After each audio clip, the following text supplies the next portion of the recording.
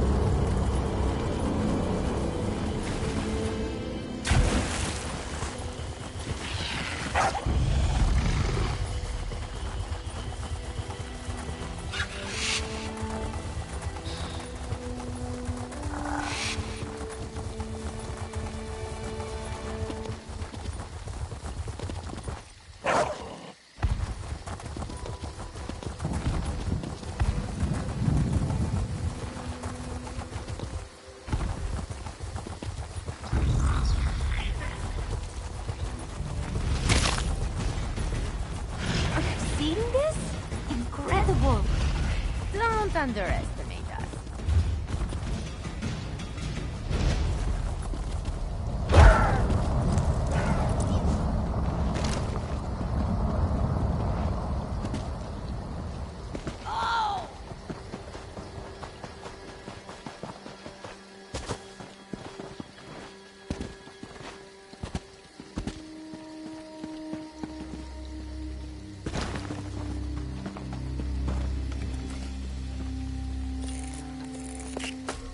Watching you harvest is exciting. I can't wait to see what you're going to do with that.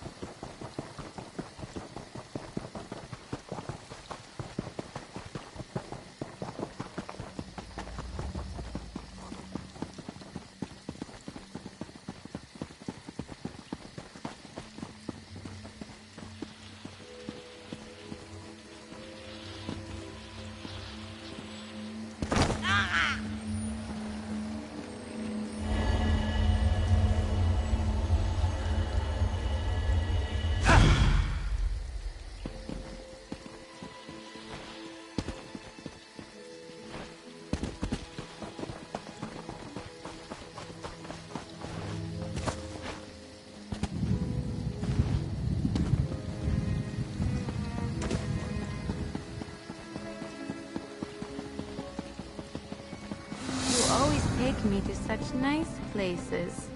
Now don't give me that look. You'll only have yourself to blame.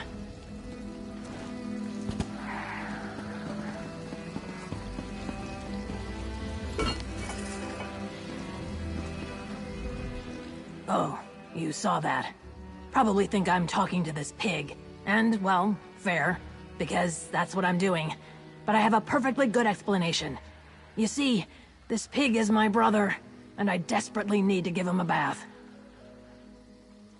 Don't be fooled by his porkish appearance. Dietlo typically has the same perfect scales as I do, but today, he decided to poke around these ruins and irked the local Nereid, Sister of Pools. I guess she felt becoming a pig was a fair punishment. My thought is, Sister of Pools might see Dietlow bathing in her waters and consider it an act of humility. Then maybe she'd turn him back. I can't return to those ruins by myself. Way too dangerous. I have some gold, if you're willing to help. I appreciate the help. You don't know how many people walk right on by when they see an Argonian talking to a pig. I'm not sure if bathing Dietlow will work, but how else do you apologize to a water spirit? Let's go inside before he digs up more grubs. My stupid brother aspires to be a musician. He heard that the best frogs live in these ruins, and he couldn't wait to catch a few for his Vosa saddle. Who knew the Nereid was protective over a bunch of frogs? What's a Vosa saddle? Only the finest musical instrument ever devised. We Argonians love them.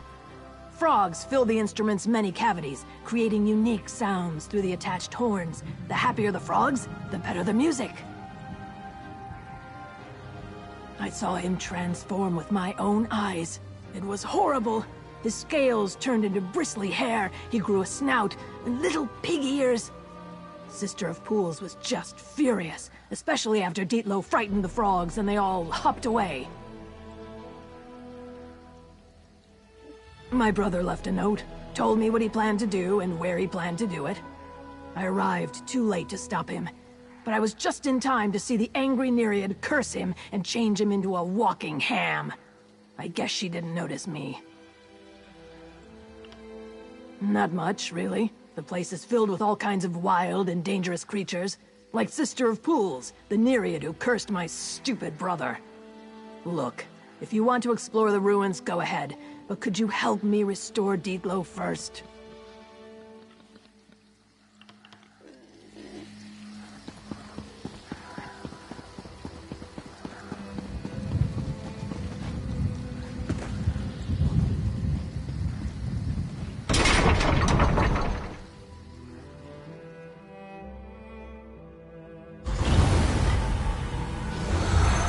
Multiple pools scattered throughout the ruins. I suggest we bathe Dietlow in 3 different pools. That should show the Nereid he's sorry.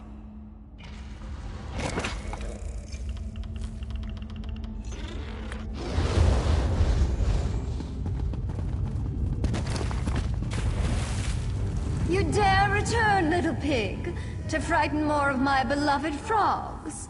Very well. What happens next is on your head.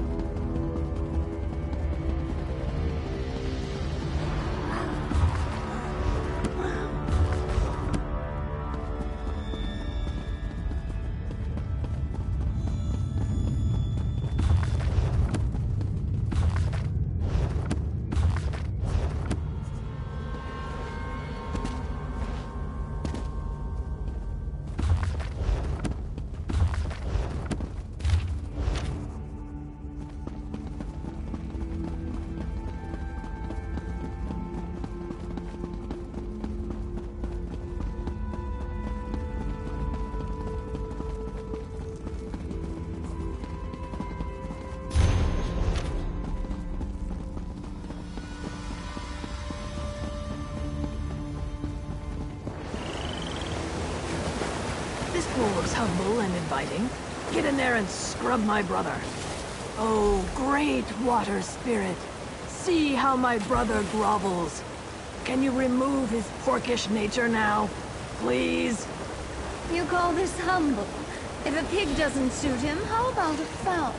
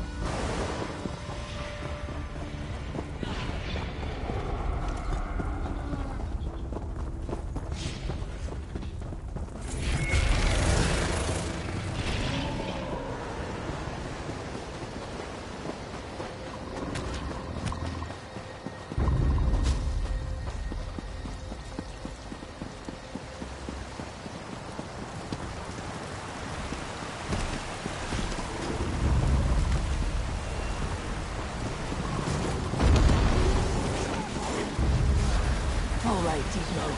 This fool looks appropriately remorseful. Go ahead and soap him up, please.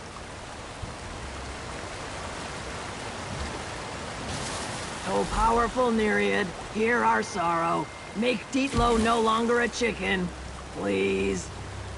Is that a look of remorse? I think not. But if a chicken isn't to your liking, how about a tiny lizard?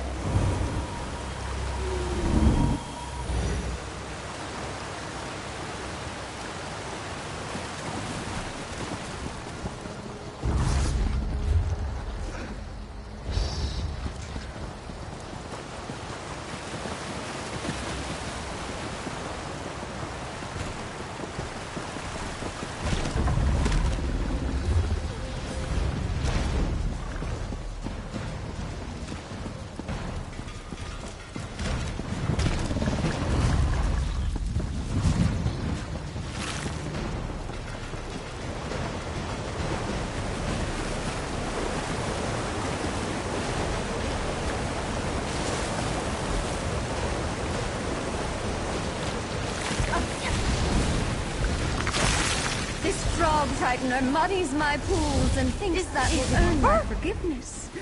After he scared away my beloved croakers. Never.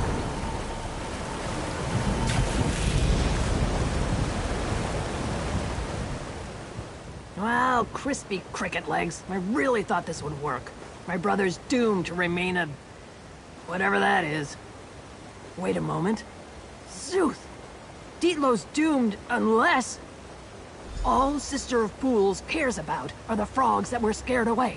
So maybe, if Dietlo sings a soothing song at the frog pool, it will calm the frightened frogs, and they'll return to the pool. If that happens, the Nereid is sure to forgive him. The frog pool, it's a bit farther into the ruins. It's where I saw Sister of Pools change my brother into a pig. When we get there, splash some water on Dietlo until he starts singing. This has to work.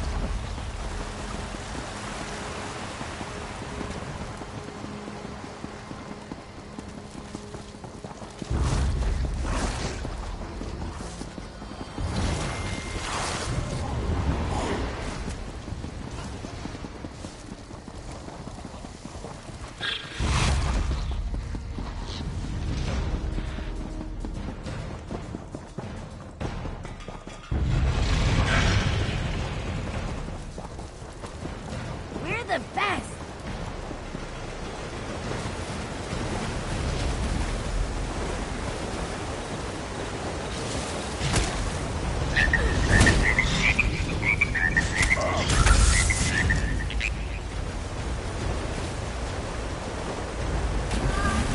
My beautiful frogs! They've come home! Such beautiful music! What a lovely gift! Sister of Pools forgives you, Dietlo. Be yourself once more. My frogs will sing your song for ages to come. Dietlo's himself again. Let's get out of here before the Nereid changes her mind and turns him into a torch bug or something.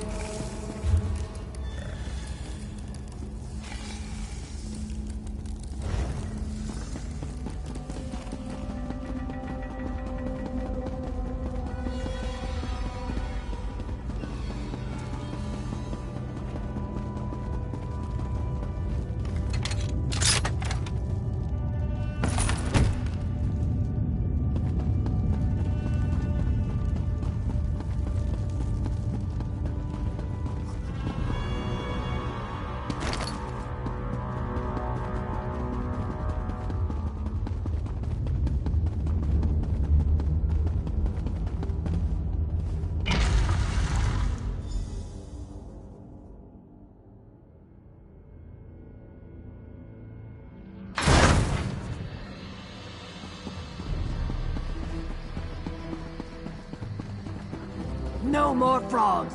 Thank you for helping me get my brother back. I have to admit, he does have talent, but I need to get him to take up an instrument that requires fewer live animals. Our egg mother would be devastated if he came home as a bantam guar. Oh, right, of course. Deedlo would still be digging up grubs if not for you. You deserve this. Not many strangers would stop to help an Argonian who talks to pigs. Thanks again. You know, come to think of it, I missed out on a golden opportunity while my stupid brother was a pig. I've heard they can sniff out rare mushrooms with their snouts. I should have had him find me some before we changed him back. Oh well. Well, seeing how my brother actually does have some musical talent, maybe I'll serve as his agent. Get him some work in Gideon, or maybe even Leowin. But I think we'll start him off as a singer. I want to keep him away from frogs for a while. Thanks for helping remove that curse. I never want to lose my beautiful scales again. Nonsense. I never felt better. I have a feeling my musical career is going to take off now.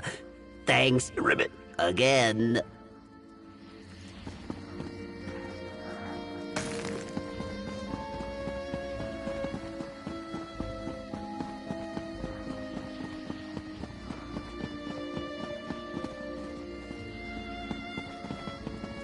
This place gives me the creeps.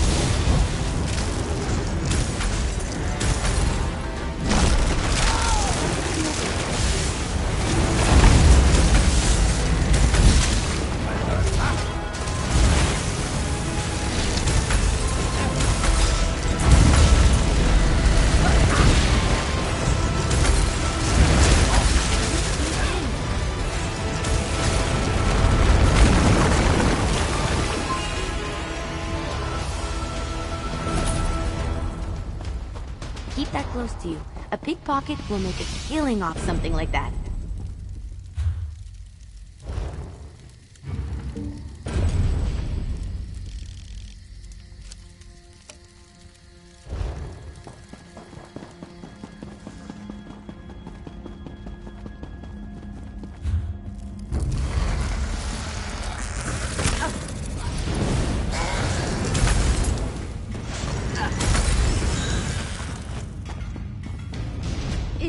Is it over?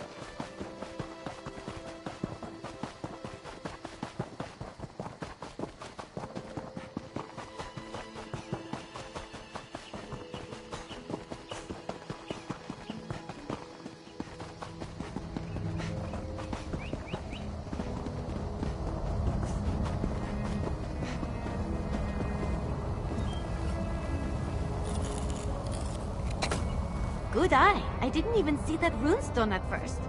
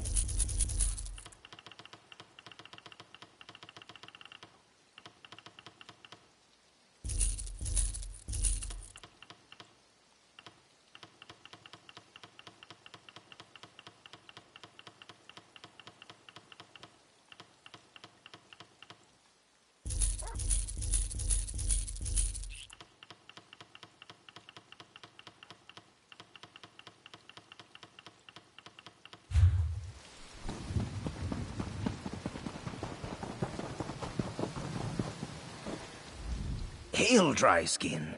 Not sure where your feet are taking you, but if it's to the shrine down the road, I suggest you Now, calls... You must have more time. What's to... You know, those...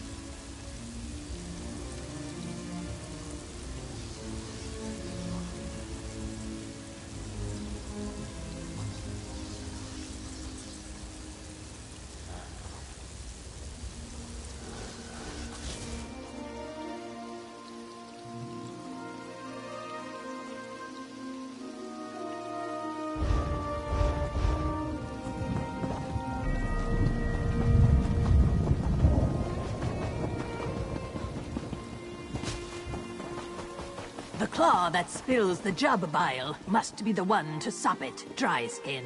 Heed the words and tend to this matter. Riddles? Really? Not helpful, priest. Not helpful at all.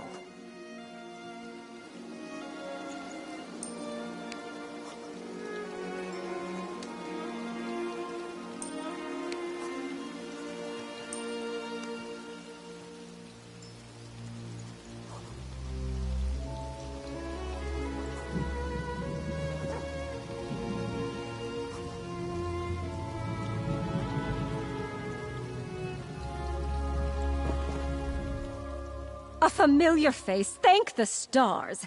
I seem to remember you providing assistance the last time Stibbins made a mess of things. Or was it the time before? No matter. You're here now, and I am more than willing to compensate you for your time.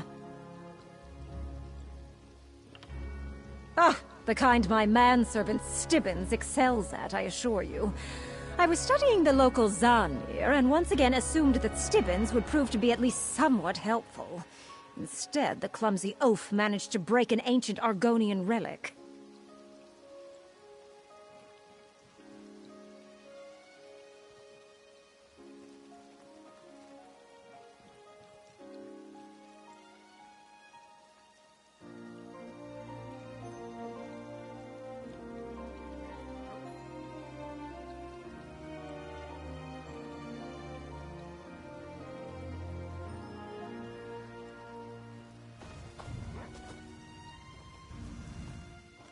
The kind that comes with a terrible curse, and has the locals all in a tither.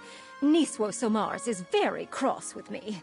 She insists I return to the Zanmir and set things right. And Stibbins isn't any help, not in his current state. Will you assist me? Removing curses is never an easy endeavor.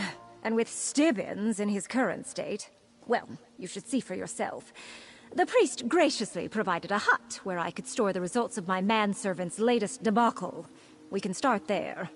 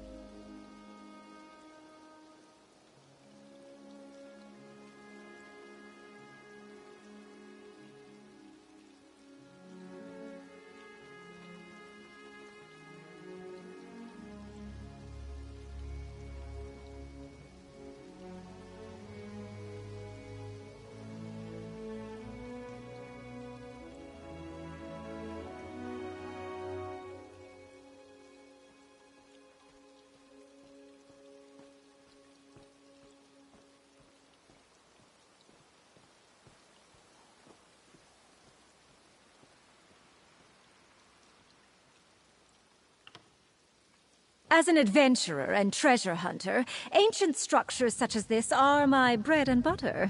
These Argonian pyramids exist as historical curiosities, a glimpse into a long-ago age.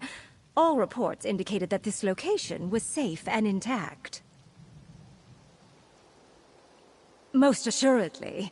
Safe means few dangers to deal with, and intact, well, intact ancient structures often contain the most remarkable treasures.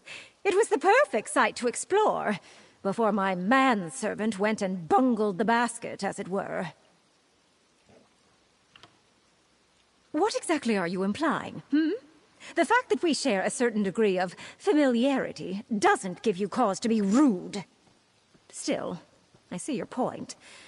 Let's just say that where Stibbins is concerned, every day includes a modicum of trouble. I hardly have the words to do it justice. The hut isn't far away. Meet me there, and you can see for yourself what a terrible mess my manservant has made of things this time. It can be difficult, but I do enjoy the work.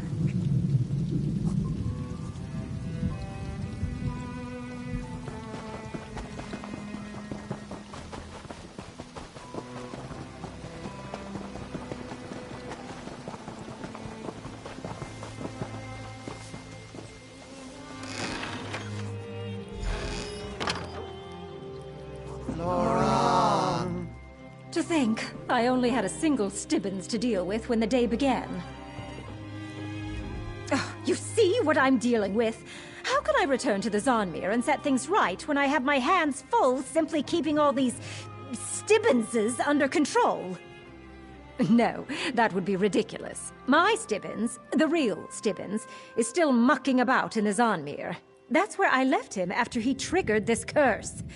I went to get help when one of these duplicates followed me to the shrine. Obviously. They just keep coming. From the Zonmir, it's some sort of side effect of the curse. The priest of the shrine insists that an outsider caused this, so an outsider needs to fix it. Now we... Oh, bother. There were 7 Stibbinses last time I checked, but now there are only 6. One of the duplicates is missing. They don't listen any better than the real Stibbins. Will you find it and bring it back here? I'll try to keep the rest contained. Thankfully, these duplicates lack even Stibbins' pitiful amount of drive and coordination. It shouldn't have wandered very far. Once you find it, you need to induce it to return. Try mentioning my name. They seem attracted to me for some odd reason. Don't we all? I'll tell you what I can, but much of what's happening is a mystery to me as well. Probably because I haven't had my afternoon tea yet. Stupid manservant.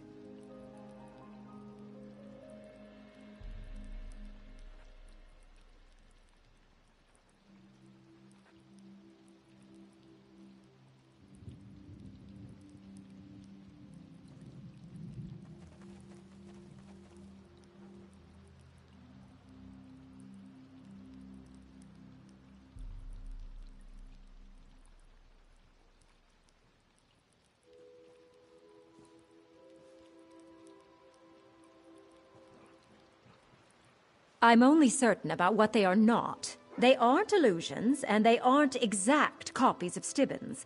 They could be constructs of some kind. They don't eat, drink, or sleep. But a construct of Stibbins? And a poor copy at that. Whatever for.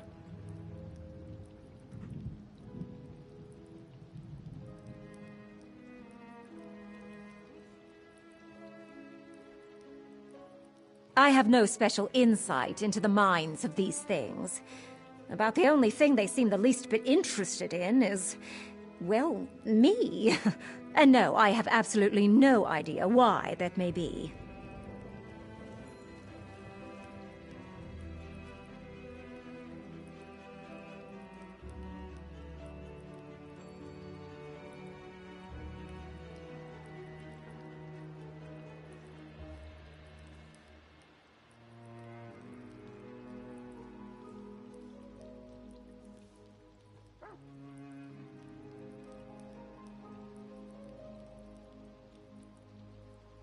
Please. I'm sure Stibbins is just dithering about somewhere in the Zonmir without a care in the world.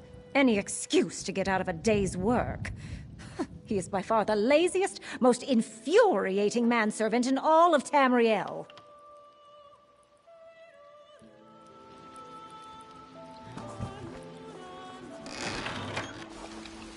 Rubitarat. Do we slaughter Dominion children in their cribs? It is not done.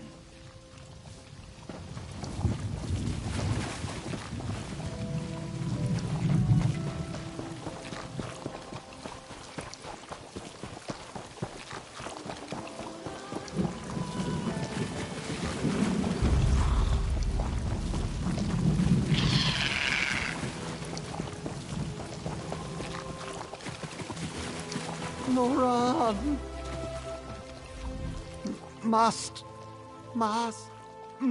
find Master, must be free.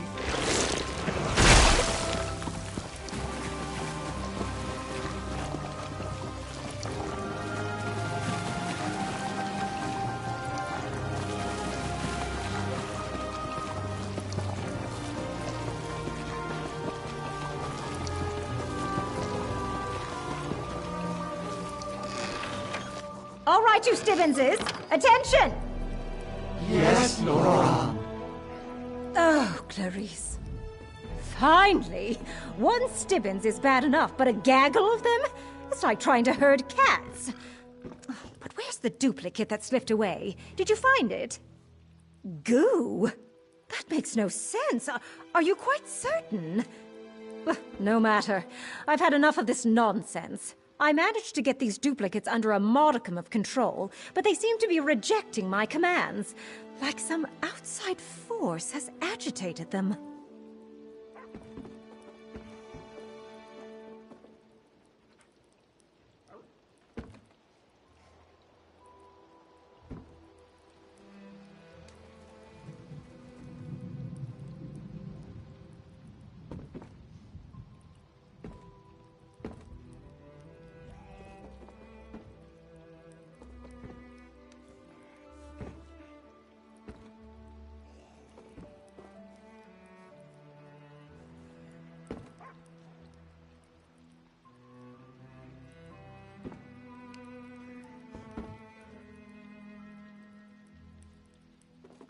A master? Other than me? That's it! Whatever curse Stibbins contracted, whatever these duplicates are, and whoever this master is, they have raised the ire of Lady Clarice Laurent. Come on, we're going! Back to the shrine. Niswo Samars knows more about this than she's let on. If she won't talk to me in anything other than riddles and proverbs, maybe she'll talk to you. We need to make her tell us how to fix this.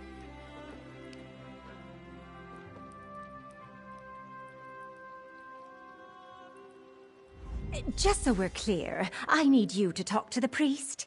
She's become rather cross with me and refuses to tell me. They'll be fine.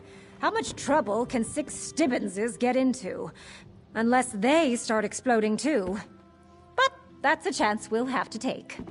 Now, come on. If we don't break the curse, gods only know how many more duplicates I'll have to deal with.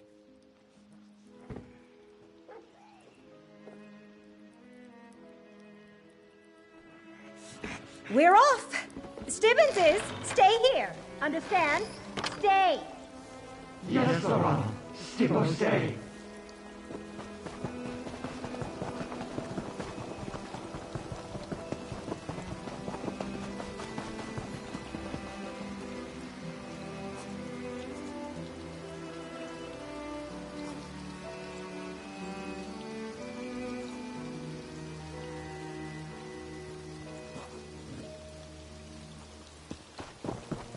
Back again, dry skin. The claw that spills the jub bile. Save the platitudes and talk to my associate priest. Very... She may have more hair than scales, but the dry skin is clever. You have not violated any of our customs, so we are not bound by strictures with you.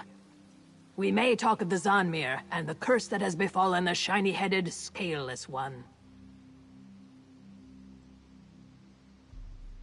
The legends say that a dry-skinned sorcerer entered the Zanmir long ago, when my people were foolish enough to live in such places.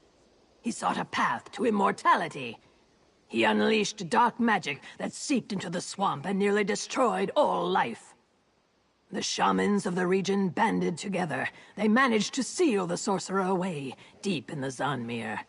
But then this dry-skin and her shiny-headed slave arrived. They damaged the seal. Now the sorcerer seeks to completely break it and escape. The shiny-headed one is the sorcerer's prisoner. He serves as the template for the sorcerer to make more servants. Servants that will stop at nothing to break the seal. Curiously, the long-haired dry-skin seems to distract them from their duty. You and the long-haired Dryskin must set things right.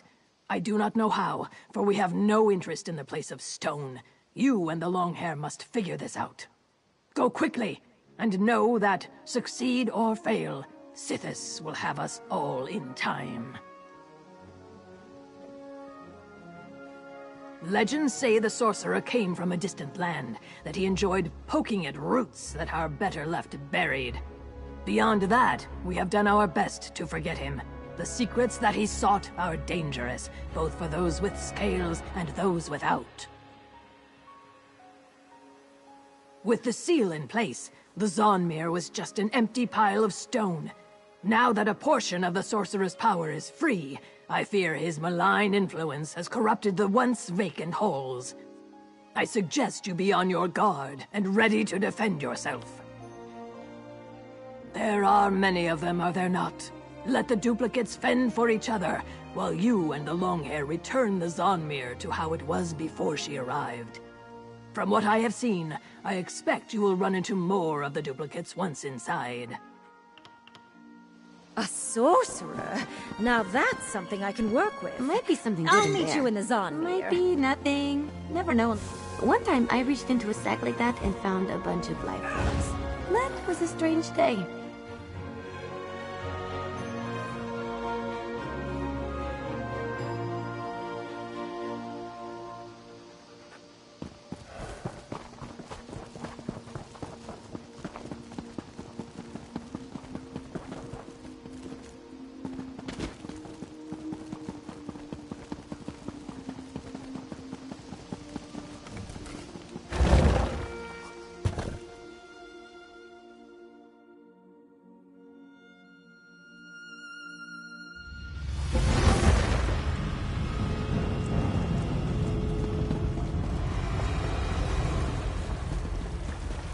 If you insist on following me, then step lively, Stibbenses.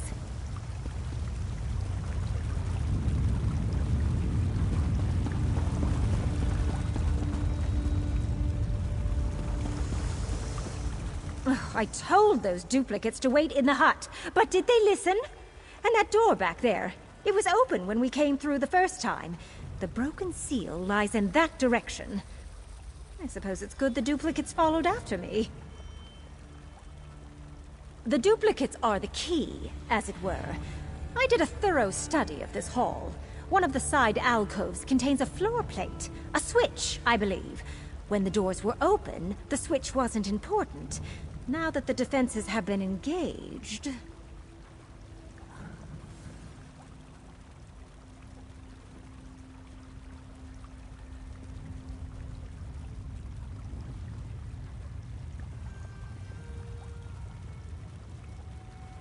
Oh, I'm certain of it. Just get a duplicate to stand on the floor plate, and the doors will swing open. A confident command should be enough to get a duplicate to obey you. Just keep the command simple. Tell them to follow you, or wait. Yes, they activated as soon as the seal was broken. Though whether they're the Zon... Have you seen the prank the locals play on one another? They get a friend to stand within a circle of flowers, then they kick a nearby vine tongue. The vine tongue reflexively grabs anything inside the circle. Perhaps we can use that here. Command a duplicate to wait in that nearby circle of flowers by the water's edge. Then go and give that vine tongue across the way a good swift kick. With any luck, the vine tongue will reach out and drag the duplicate to the other side. And people wonder why I consider myself the smartest person in the room. Once across, command the duplicate to follow you to the floor plate, the one with the blue fire. Then tell him to wait there. Once he's on the plate, the door should open.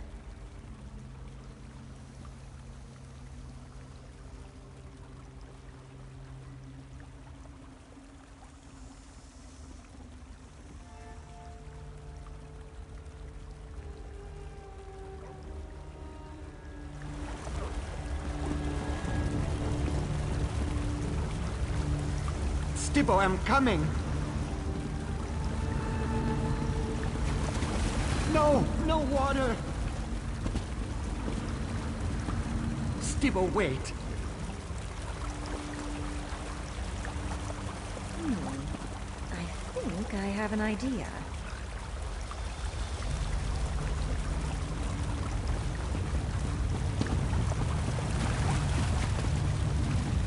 Have you seen the prank the Commander Duke? And people wonder why.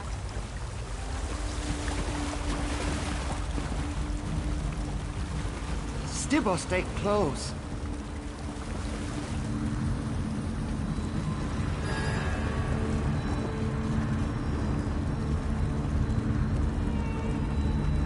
Stibbo, stay here.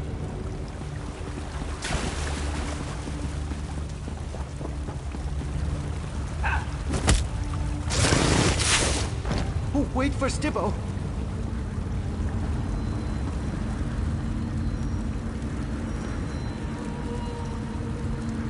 Stibbo, no more. Well, that did something, but not what I was hoping for.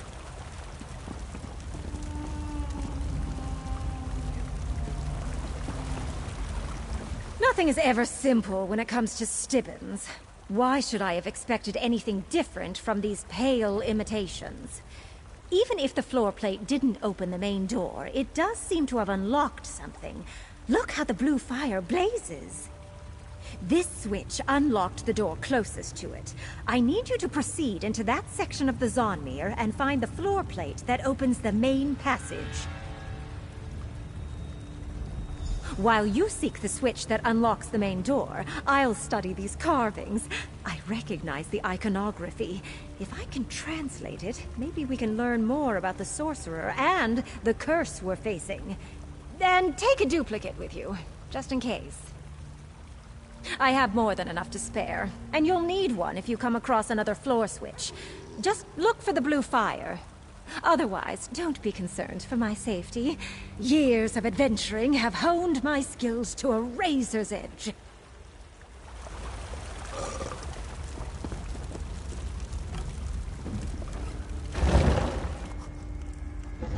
Here comes Stibbo.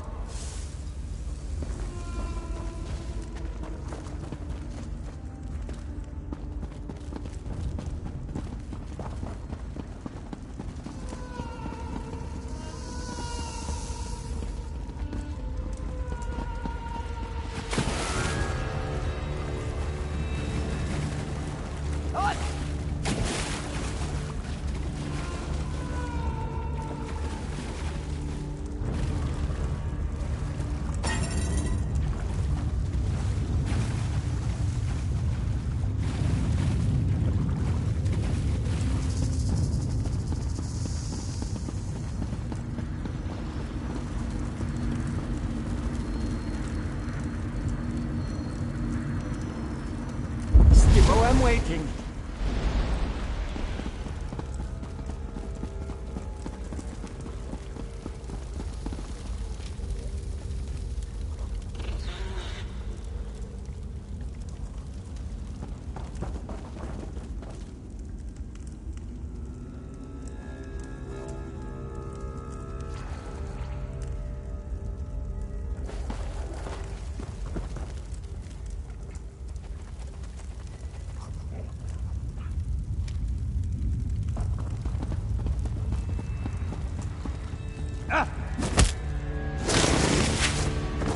Stibbo, follow.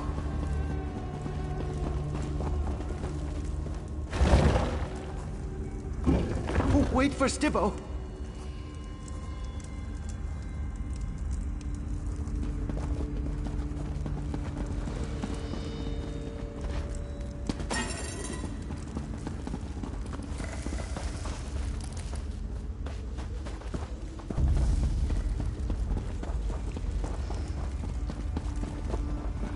Who dares walk the halls of the sorcerer Octavius?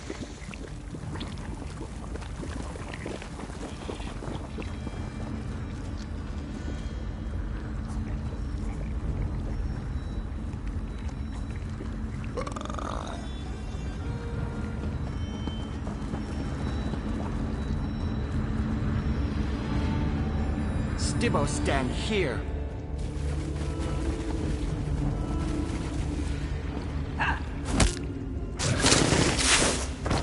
Here comes Stibbo.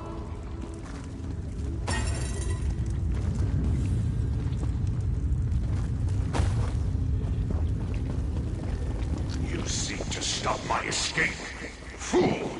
You shall serve alongside the one who calls himself Stibbons. Stibbo kill.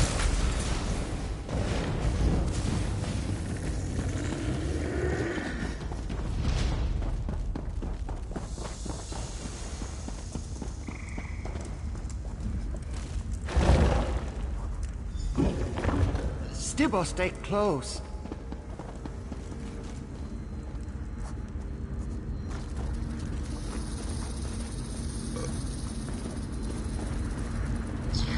Watch me go!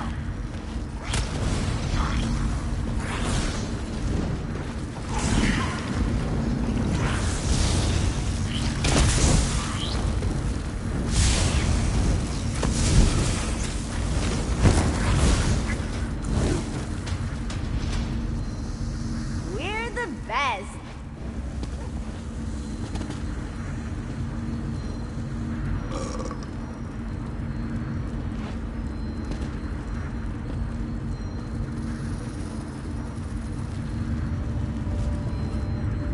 Stibbo, stand here.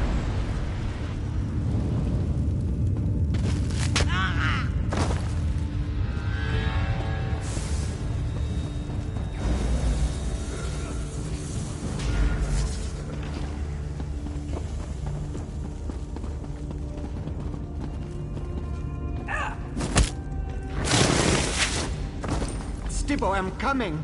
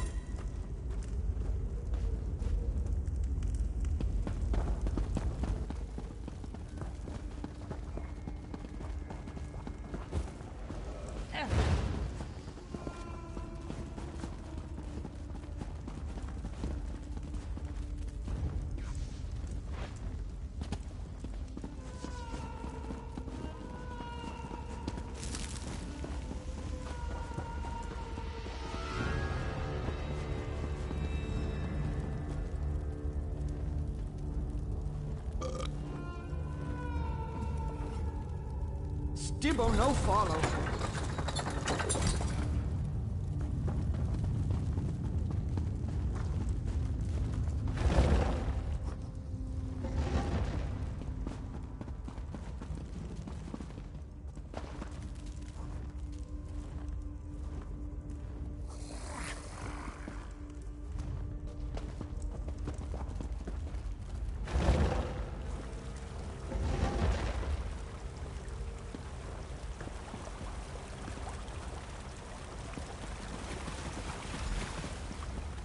Whatever you did in the South Wing didn't unlock the main doors.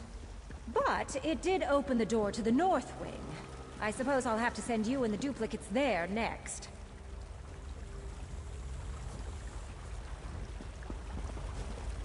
Whatever you did in the South Wing caused the ancient mechanisms in this Zonmir to stir.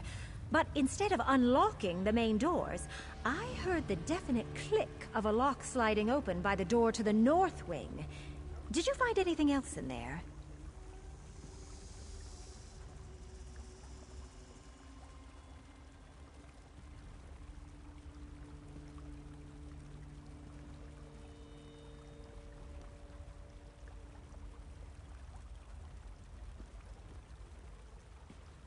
Sorcerer Rectavius? Yes, that's the name mentioned in the carvings. Actually, the entire tale is quite fascinating, if I'm understanding it correctly. The ancient Gel language is nearly impossible for anyone who isn't Argonian to comprehend.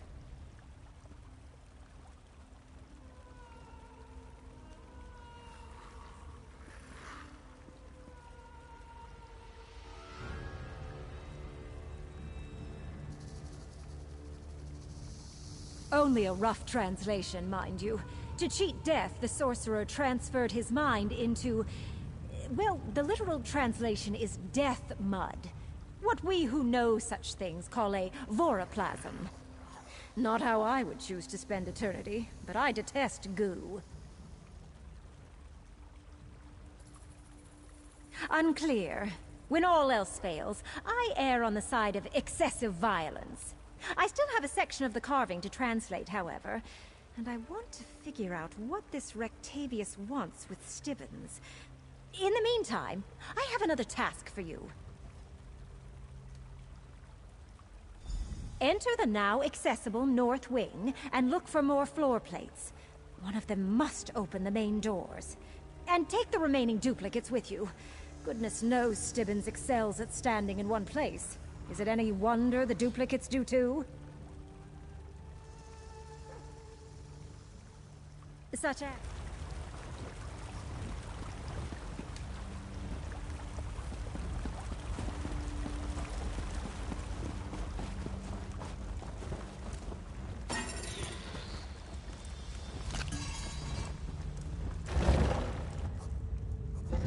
Stibbo, follow.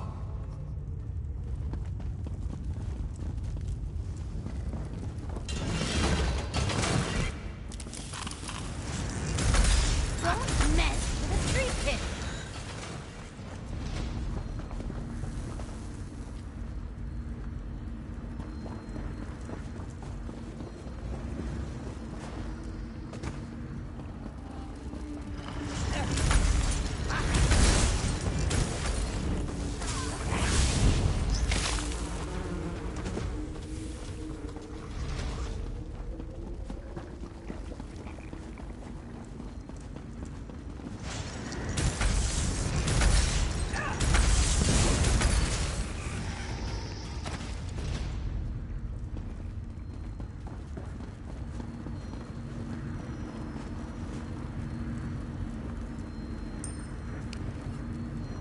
Stibbo, I'm waiting.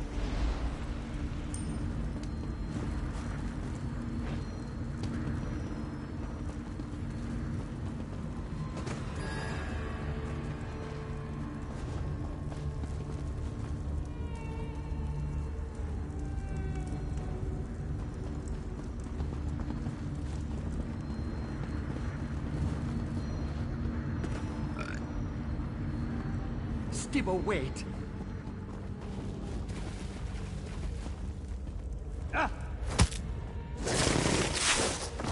Stibbo, I'm coming.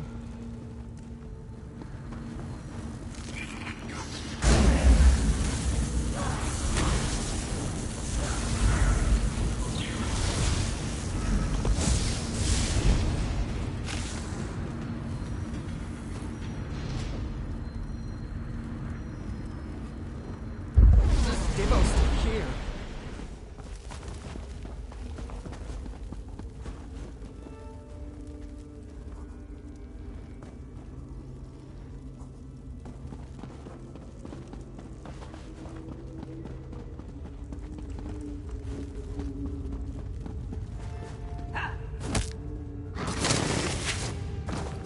Stibbo, stay close. Still you persist, and you use my own puppets against me. Such audacity will not go unpunished.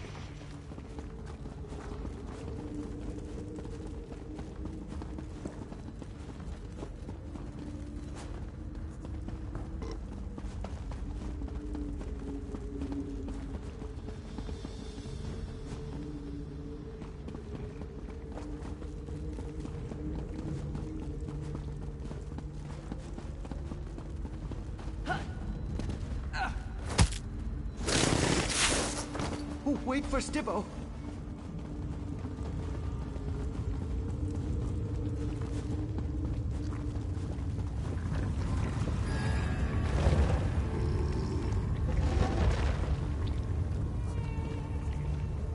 Stibbo, I'm coming.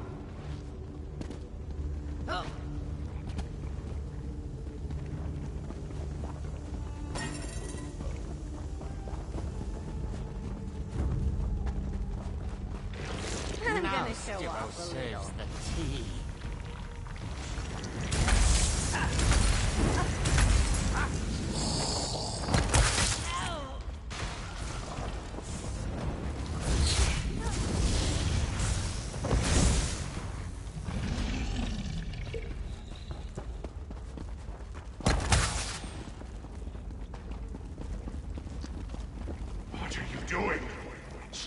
Now, and perhaps I'll let you live. Wait for Stibbo.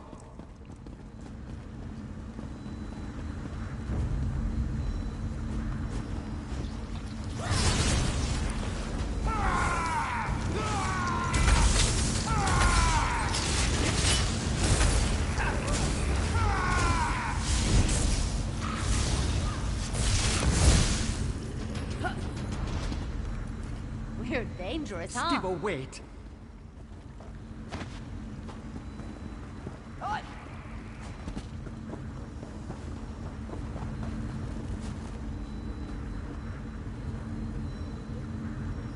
Stibbo, stay here.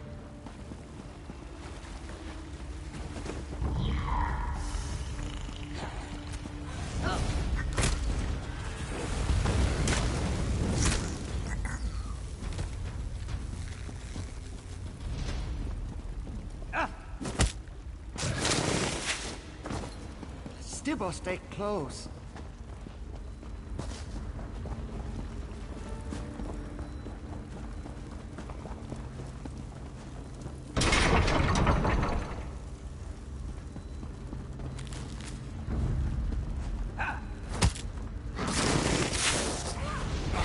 Stibbo, follow.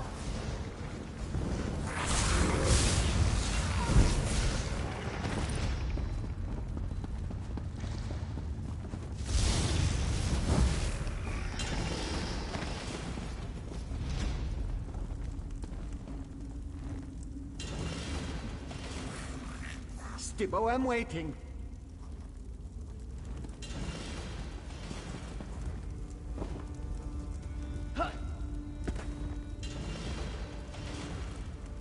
Wait for Stibbo.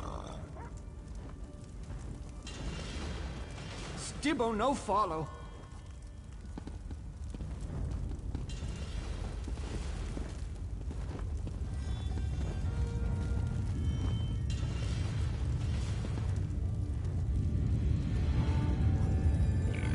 Stibbo, stand here.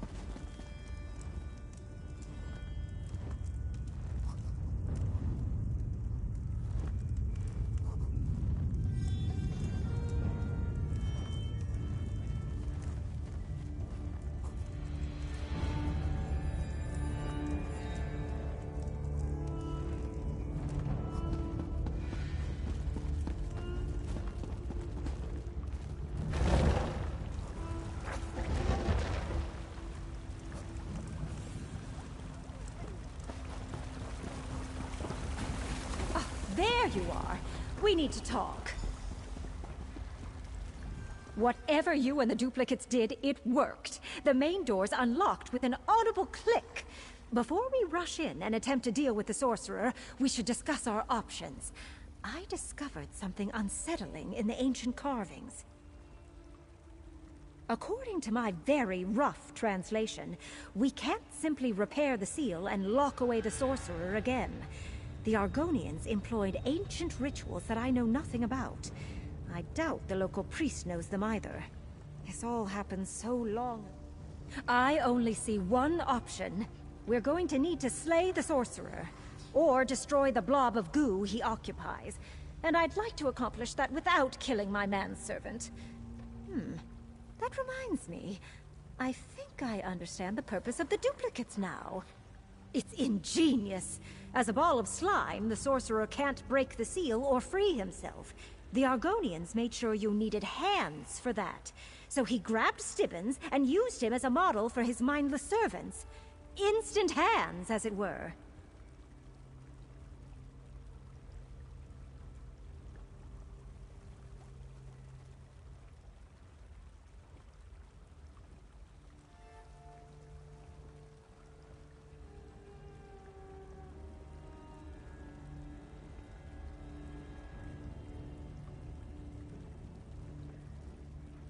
We need to get Stibbons away from Rectavius and cut off the source of the duplicates.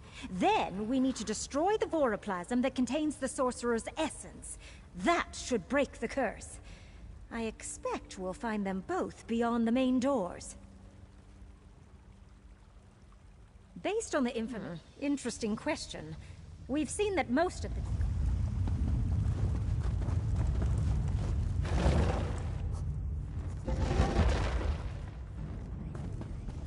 Ugh, how revolting. We must be getting closer to the sorcerer's lair.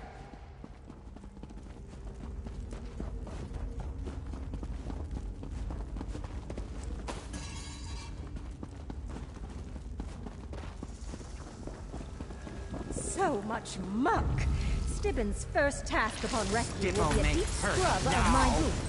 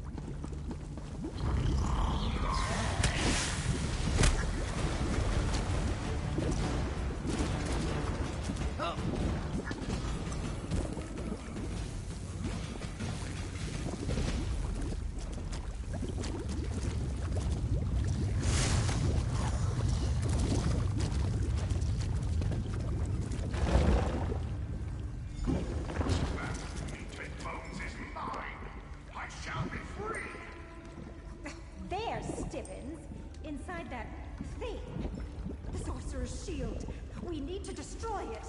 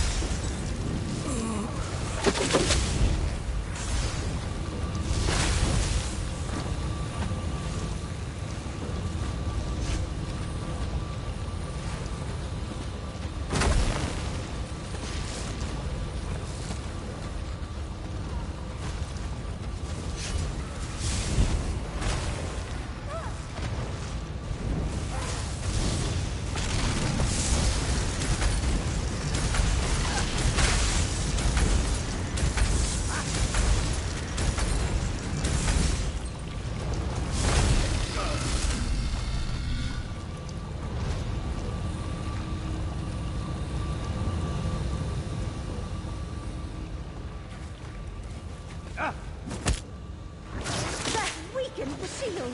Keep at it.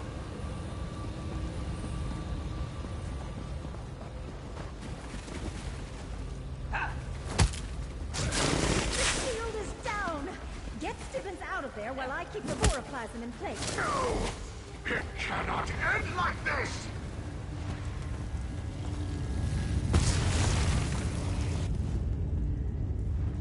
Stibbons, tell me you're unharmed. Not here. Let's return to the first hall. As you say, milady.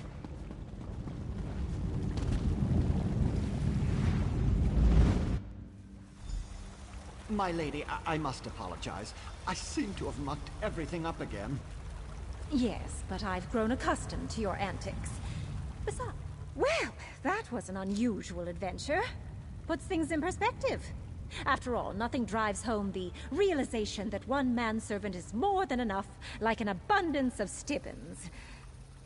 I shudder to think about all that. I would say so. Of course, it will take time before the sorcerer's magic fully dissipates. And I'm no... Well done, Lady Laurent. I sense the curse has been broken. Even now, I feel the last vestiges of the sorcerer slipping away. Except for what remains in the shiny-headed one, of course. What? That's ridiculous. I'm fine. My lady safely extracted me from the blob of sorcerer. The sorcerer's goo lingers, like nose slime on a hatchling's claw. Oh, goo! Shoo shoo! Stibbons, I won't tolerate muck You in ever my get manor scared? house. Actually, that's a dumb question. Don't answer that. You always seem so fearless. I've never met anyone like you. You know it's fine to be scared sometimes, right? Ugh, we go to all the trouble. Well, after all this muck and mire, I could use a nice hot bath. As for Stibbons, once he gets rid of the little balls of slime, I do believe he owes me a cup of tea. And some fish stew. I'm famished.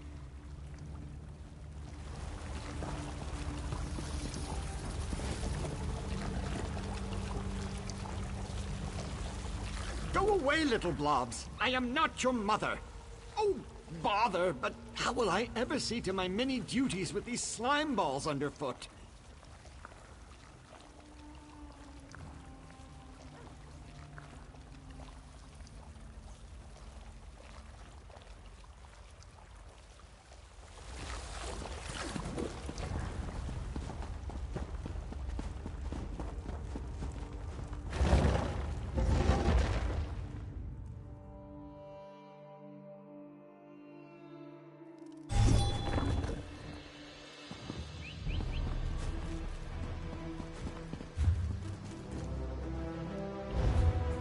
That bag either has something valuable, something useless, or a body part inside it.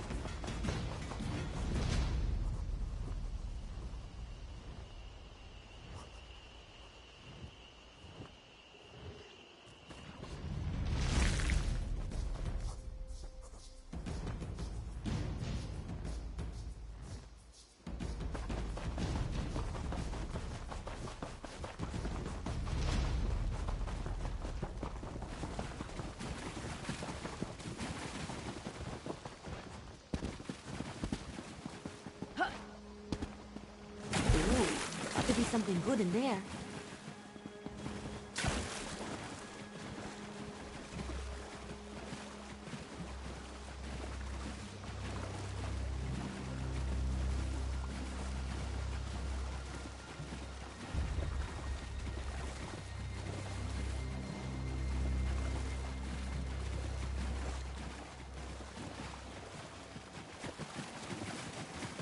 What kind of trouble do you think we can get up to here?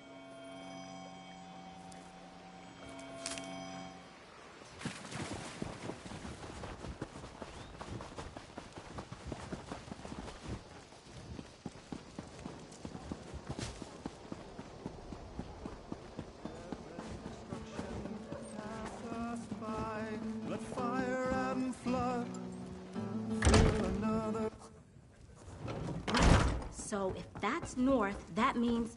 Wait, that's... Hi, Thank you. Oh, that's easy. You just... Only the basics. My great-great-grandmother lived in Gideon for a time before immigrating back to Sentinel. And she brought back all kinds of stories. Some joyful, but most tragic. I just wish I could have met her before she passed to the far shores. Oh, you know, star-crossed lovers, murder, betrayal, that sort of thing. But like I said before, I'm done with those tired old cliches. I want facts. That's why we're going straight to the source. My great-great-grandmother may have embellished a bit. What storyteller doesn't? But every tale she told had some seed of truth.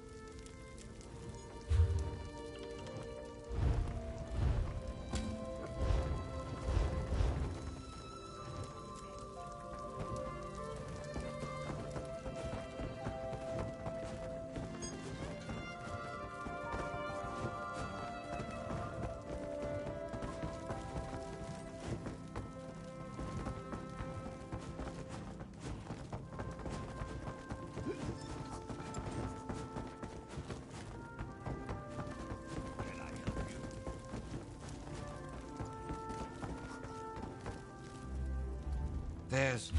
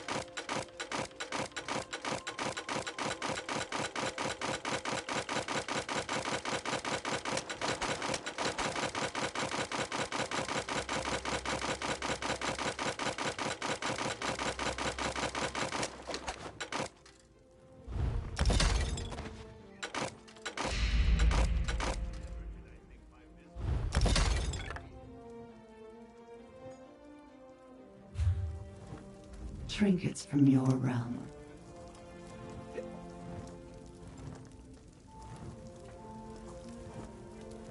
Ember the Sorcerer, reporting for duty.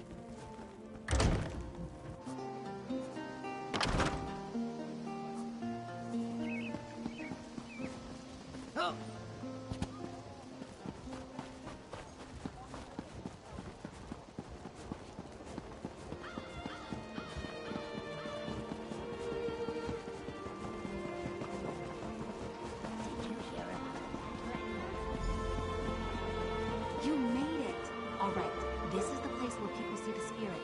Go on and try out the lantern.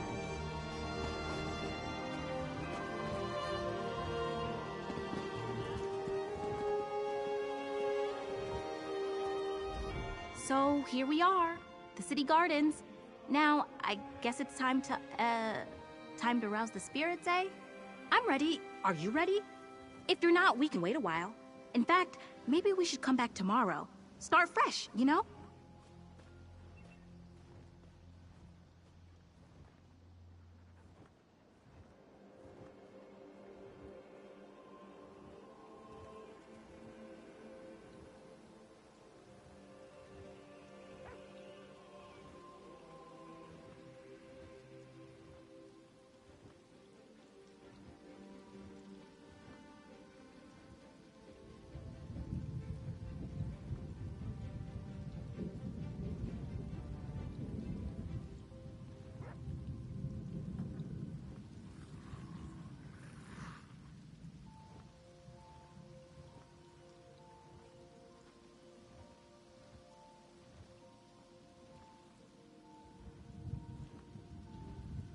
Nervous?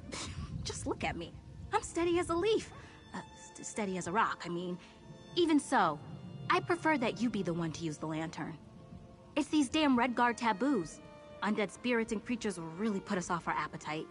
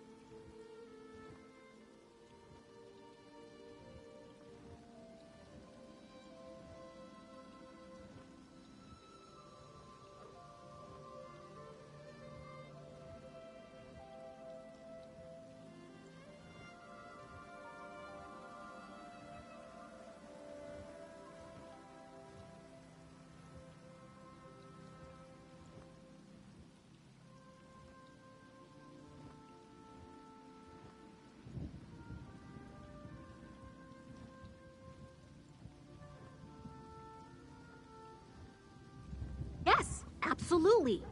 No one ever said writing the world's greatest romance novel would be easy. Goosebumps or no, I'm going to unravel this tale and put it to good use. Now then, let's get on with it before I lose my nerve. Perhaps they're near that overturned slab?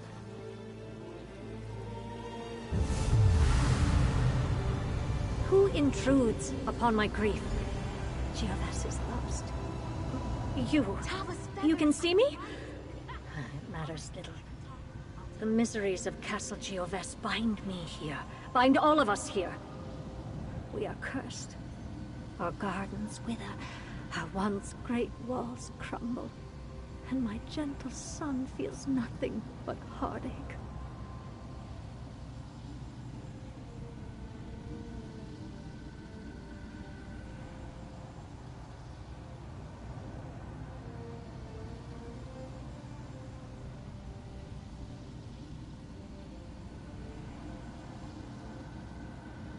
I am Duchess Estella of Castle Geovess.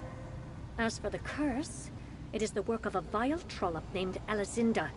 Arcay scorn her soul.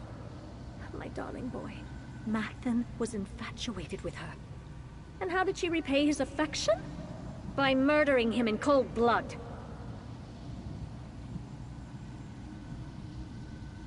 I cannot bear to speak of it anymore. My poor Mathen. I sense his presence sometimes. He's bound to the place where he died. An old cottage northeast of Gioves. Place where he and Alizinda twisted.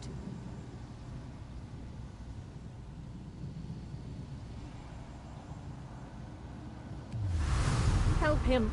Help my son. Succeed where his mother failed. It worked! I told you it would work! Tall Papa's breeches, what a tale! A ghostly duchess, lusty young nobles, betrayal and murder. This story's got it all. Whew. Is it getting hot out here, or is it just me? Yes, tied to a cottage nearby. I can almost picture it.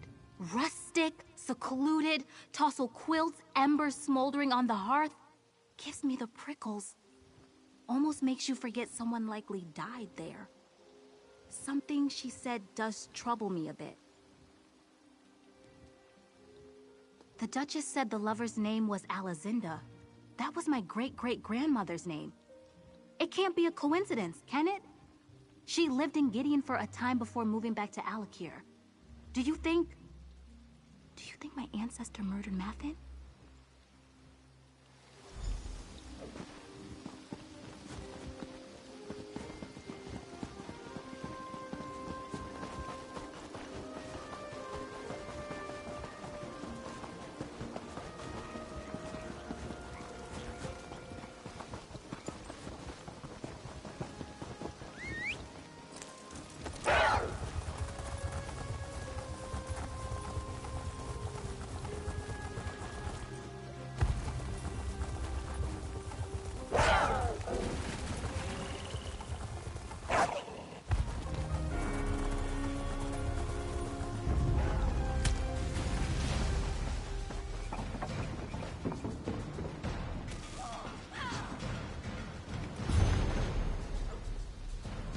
This is the cottage the Duchess mentioned, I think.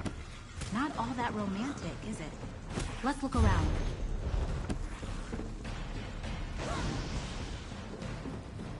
Oh yeah, that felt good.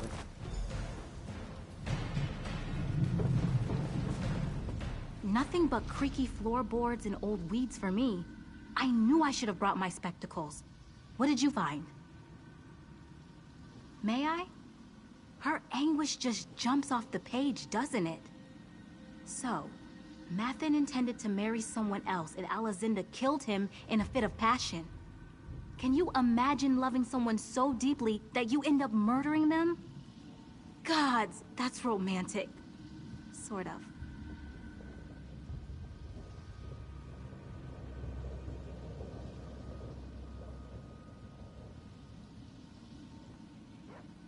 It's a ring of Mara, the sort of ring used in a pledge of marriage. Mathen might have intended to give it to this mysterious fiancé or... I'll hang on to the ring. Let's use the lantern.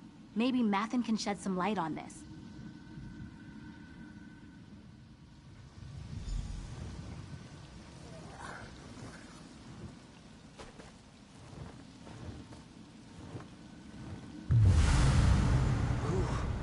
Who's there? Alizinda, my love. Is it you? So, this is Mathen? Gracious. This light. It offers some respite from my sorrows. You have my thanks. I am Mathen Galenus, heir to the Duchy of Gioves. What brings you to this place?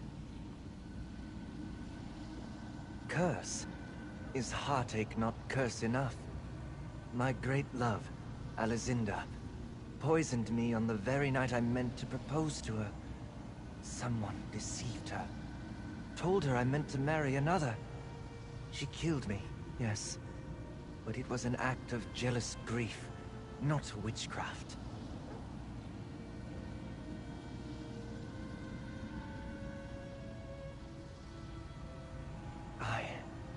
I do not know. I've learned that certain objects hold a grip on the soul. Things we treasured in life. In my darkest moments, I sometimes feel drawn to the chapel where they laid my body to rest. I see harsh light glinting off my golden armor. Maybe these long, gray years make it difficult to think. Seek out the chapel. You will find it to the west, amidst the ruins of the castle. If my armor keeps me in this sorry state, I beg you to find it. Without love, there is nothing for me here.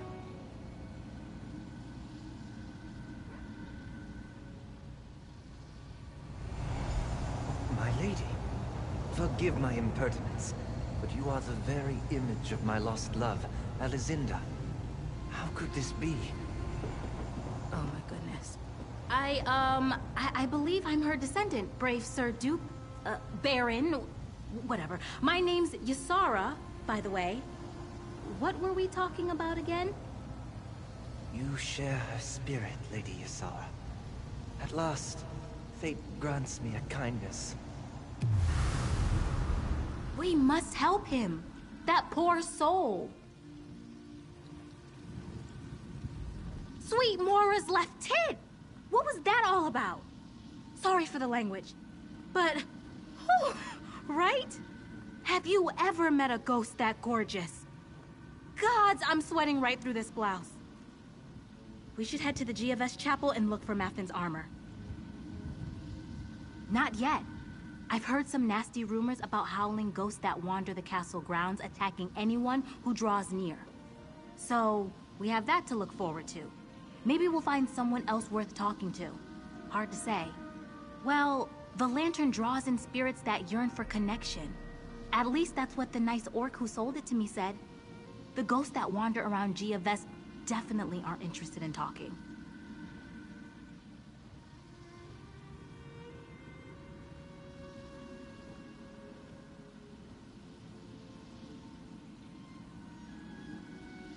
I don't think so. We're basically offering the stage to any spirit who has something to say. There's no telling who might answer. I'd say it's worked out well so far. I'll catch up to you at the chapel, all right? I need to jot down some notes.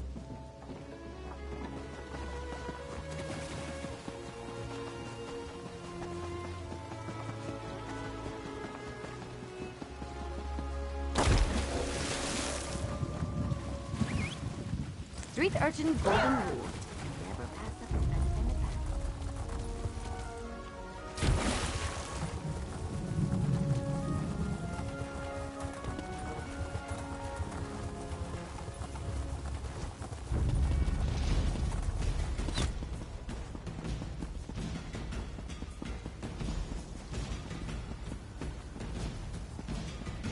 Well, here we are, and not a scrap of golden armor in sight. Let's have a look around.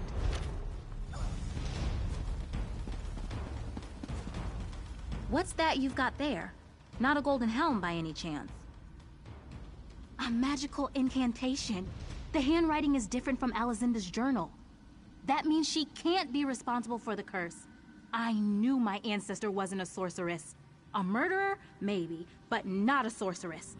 Of course, this all begs the question. Yes, and more importantly, why?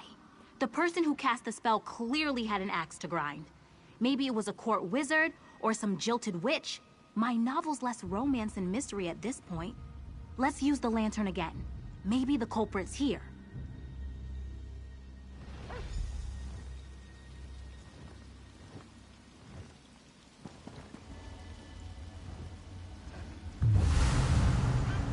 What are you doing here? Why aren't you caring for my boy?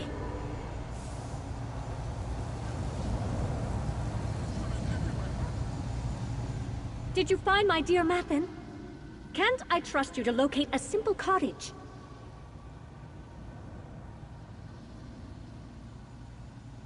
How is that possible? It had to be Alizinda. When Maffin died, the Duchy's light died with him.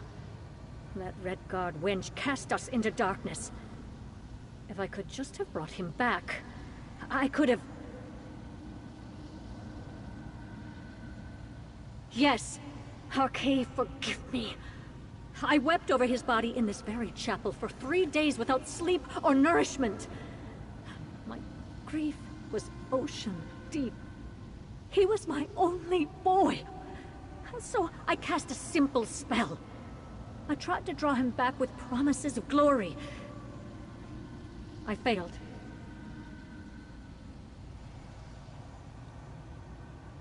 I cast the spell over his armor and sword, but it went awry. I wrote everything down. You can find my notes in my private study beneath the eastern wall. If you find his helm, breastplate, and shield too, you might be able to set things right.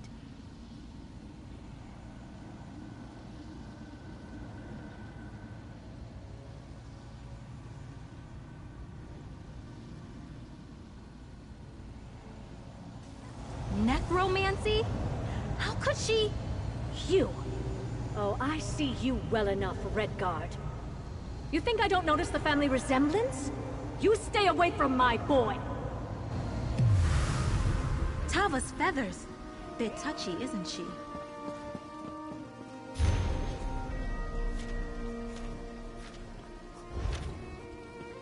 Let's make our way to this private study. Carefully.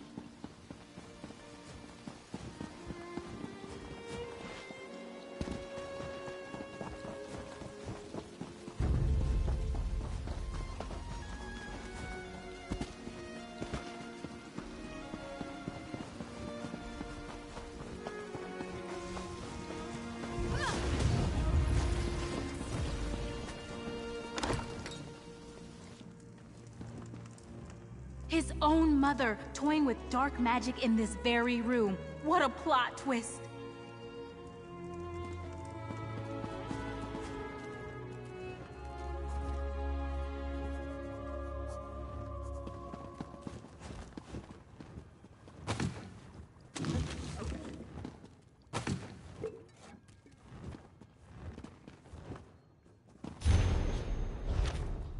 You found something.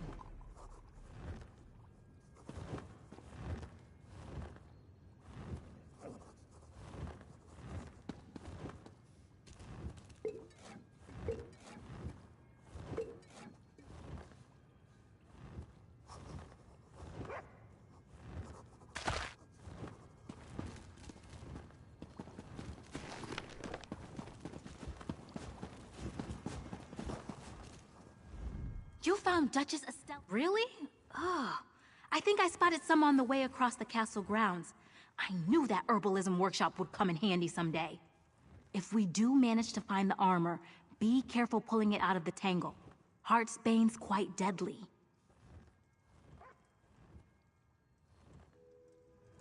I saw a clump of Heartsbane on the way here. Come on!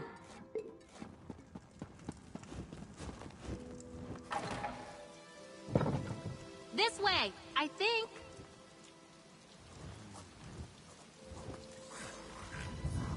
There! That's Heartsbane, right?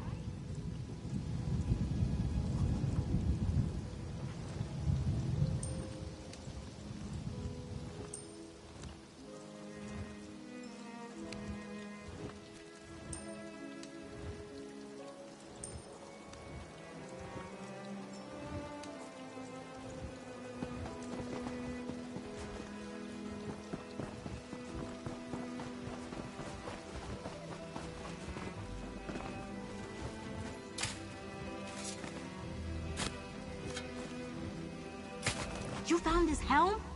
We're off to a great start. Unless... Come here a moment. Sorry. I feel like we've assembled most of the clues to this mystery, but I just can't shake the feeling that we're missing something here.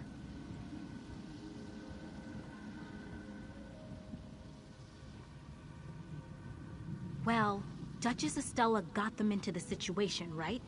She cast the ugly spell that cursed poor Mathin, and now we're gathering up the items she used to make this mistake in the first place? It can't be that simple. What are we missing?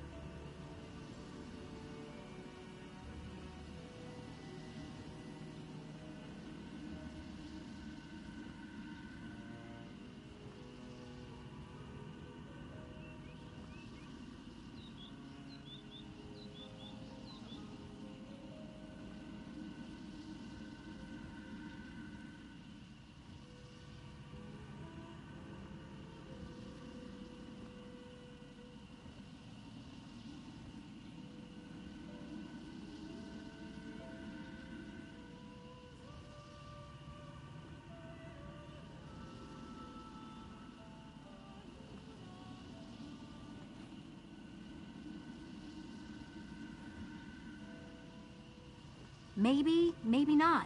She wasn't a professional necromancer. Maybe she missed something too. Remember what Mathen told us? Certain objects take hold of the soul. If that's the case, isn't it odd that we found him in the cottage instead of the chapel?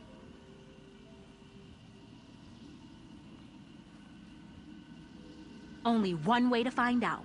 Let's use the lantern again. I'm still carrying the ring. If he followed us here, maybe we're onto something.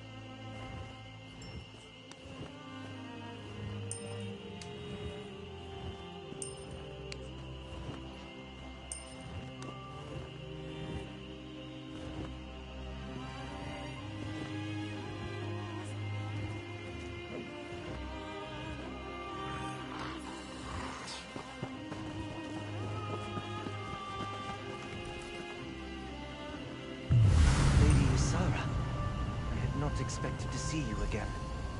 Why do you summon me?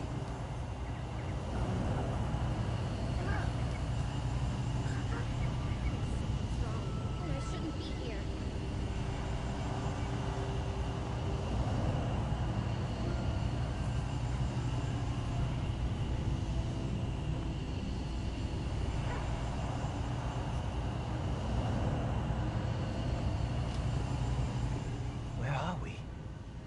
It's been so long since I walked the grounds of the castle, I scarcely recognize it. Whatever the place, it is good to speak to someone again, and to see the fair image of my lost love.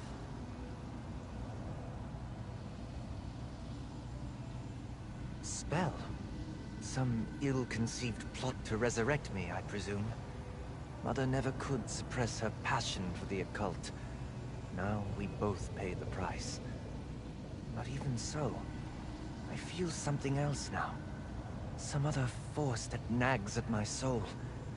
Something fairer, softer.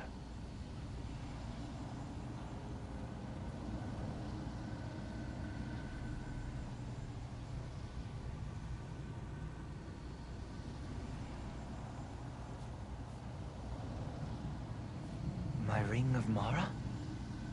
I had not thought to see it again. I see it clearly now, though.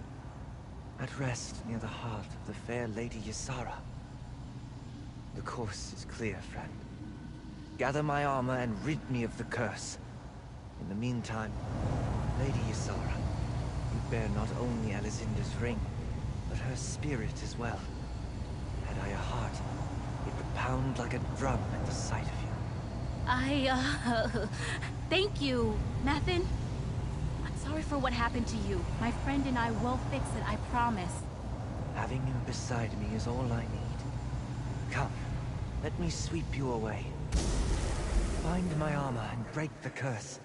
Your friend will be safe with me in the meantime. Oh my! What just happened?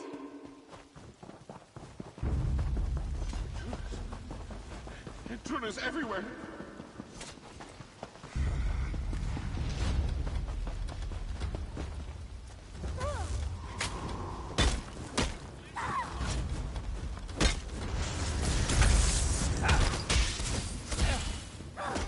I'm gonna show off.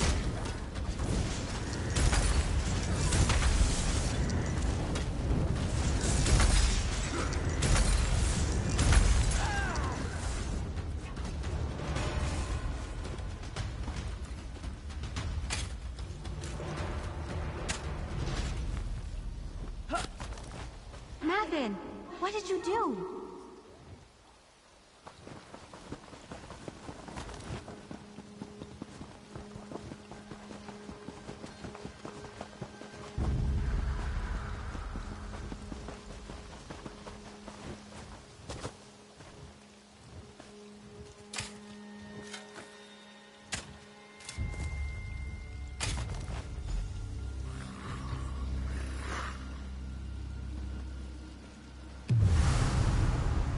You summon me again? Did you find the armor?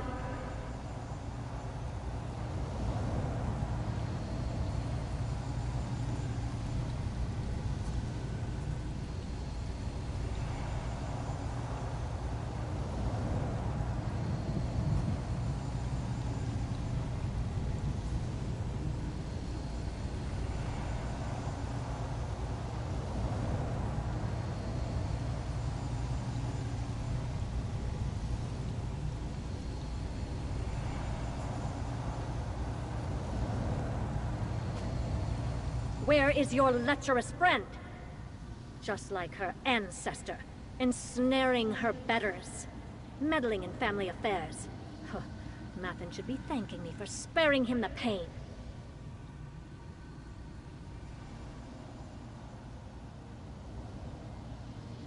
Mathen truly meant to marry Alizinda, a woman with no pedigree, no means, and no great talent. She was a no-one. I couldn't bear the idea of him throwing his future, and that of our duchy, away over some childish romance. So I spread a rumor. I only meant to split them apart. It was for his own good. Typical of low-bred paupers, she overreacted. Mathen died by her hand, not mine. Hell, none of this matters. What matters is breaking the curse. I need one last object. The Sword of Gioves. It is in the mausoleum, beneath the Great Bridge, guarded by Calvis Vannon, 1st Duke of Gioves. Retrieve the sword and bring everything you found to Tavia's tower. If all goes as it should, we can reverse the spell, and set both of us free. I don't want that woman lingering near my son any more than you do. Find the sword and bring it to the tower.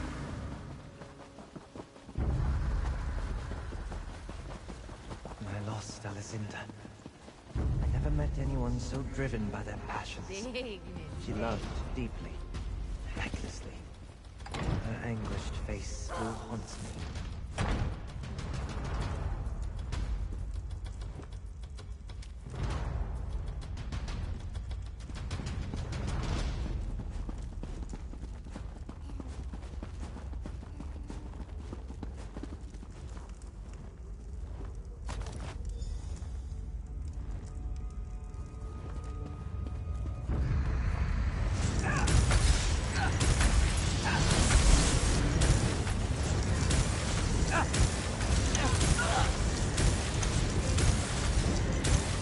Nothing is too big or too bad for us to handle.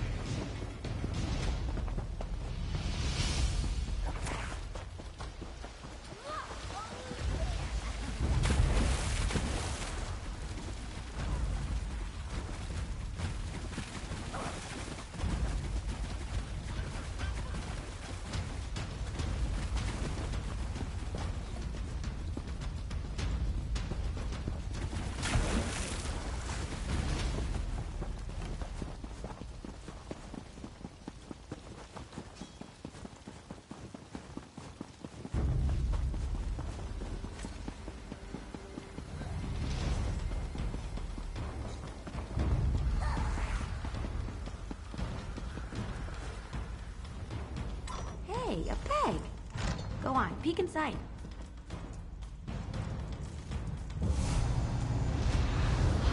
Mathen, my darling boy. We can finally end this curse. And now I part with the Lady Ysara as well?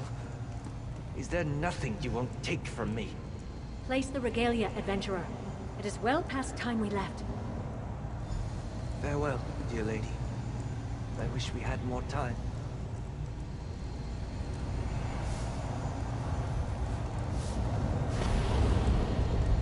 Mathen! Why aren't you... Mathen! I am sorry for absconding with dear Lady Ysara.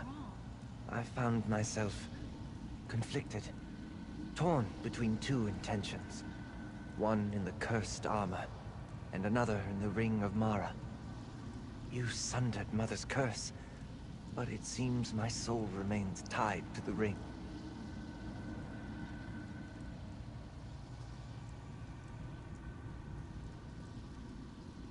Trapped. Perhaps. The foul burden of necromancy no longer weighs me down, but my connection to the ring is no less intense. It's passionate, fiery. It's like all my unfulfilled dreams and desires remain bound to that band. And to Lady Ysara. Perhaps. Part of me still yearns for the warmth of Aetherius. But now, as I behold the beautiful Lady Ysara, I'm given pause. She is so like my beloved Alizinda, with a heart as warm as the sands she walked as a child.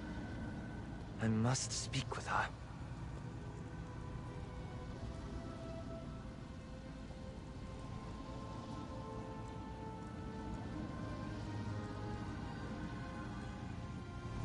Lady Ysara, light of my afterlife. That ring you carry is the key to my heart. I leave my fate in your hands. My hands? Mathen, what are you saying? If you choose to wear the ring, I will remain by your side. An attentive, loving guardian. Are you serious? Tall Papa, preserve me. Destroy the ring, and I will pass to Aetherius. The choice, my lady, is yours. Did I just get a proposal from a ghost? Up until now, the only man who ever wooed me was a stable hand in Bergama. I know I should recoil at this. It's profane, blasphemous, right? But gods, he's cute. And the way he speaks, it's like a dream. Ugh! How could he lay something like this at my feet? I can barely decide which boots to wear most days. When he swept me away, he told me his heart was torn to pieces. He said I was the only balm. He said I was his second chance. I don't know. Aside from the whole ghostly murder victim thing, this is what my heart always yearned for. It's why I write romance novels. The thought that I could bring him love and joy is intoxicating.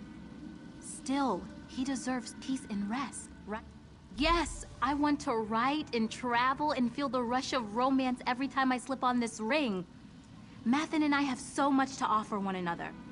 It will be a little weird, yes, but like I said before, who wants normal romance? Certainly not me.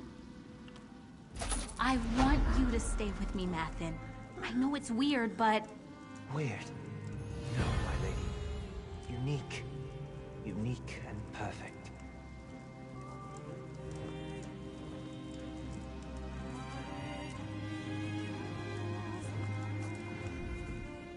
How refreshing it is to have something to look forward to. An existence outside the walls with a beautiful woman at my side. It is a miracle. And I have you to thank. Not in the slightest. The light of Aetherius pales before Ysara's smiling face. I have no regrets. Not anymore. In truth, I hardly care. I'm not so petty that I would wish some ill fate upon her. But I'm in no rush to see her again. Wherever she went, she can stay there.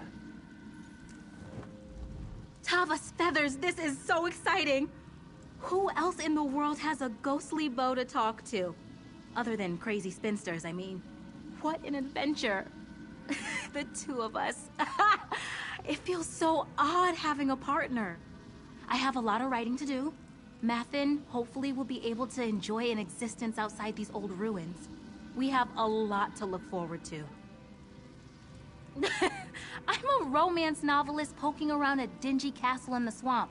Do I strike you as someone overly concerned with appearances? No, it will all turn out. I doubt people will even be able to see Mathin.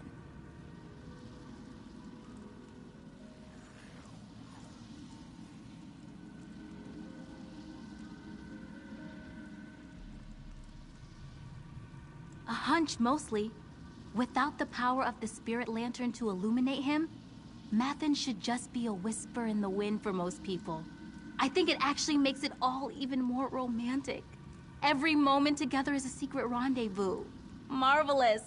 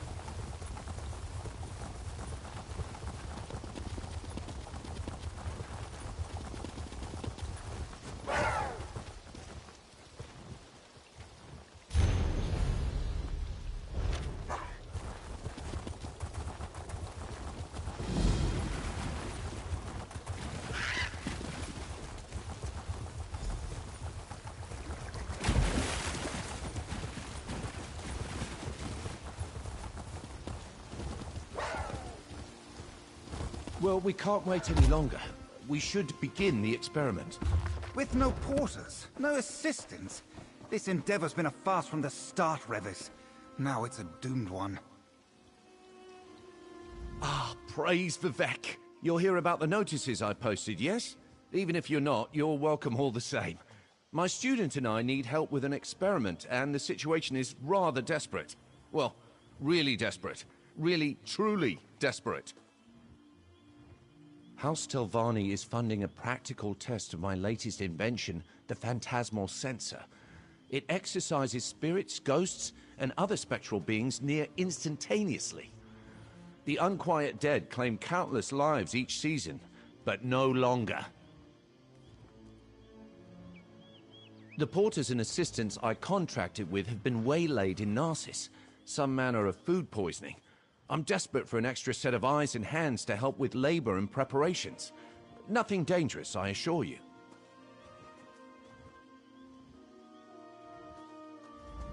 Oh, I'm so relieved you agreed to help. Before you arrived, I feared my overseers at House Telvanni really might... certainly. It's a wedding of Barrelzar's theories on the interactions of tonal and spectral forces with a resonance housing of my own design. Activating it should render any ghosts in proximity completely mute. A clever bit of it. What? No, I'm extremely excited about it. My superiors in Tel Naga called it a product of minor interest. Believe me when I say that's as robust an endorsement as I'm ever likely to earn. If the Telvanni Council thinks it's worthwhile, so do I. Tiris is a junior Oathman of House Telvanni. At this point in his education, he's obliged to accompany a spellwright like myself on a few field excursions. Sort of an apprenticeship. Honestly, in his case, it's just a formality. Tiris is an incredible talent, of the sort that only appears once in a generation. What's more, his family is extremely well connected. He lives the Telvanni creed effortlessly. I wager he'll be Archmagister one day. Really putting me on the spot, aren't you? There are aspects of Telvanni culture I find abhorrent, the practice of slavery being chief among them. Taking assistance from random passers-by. The Magisters of the House will most certainly have opinions on this.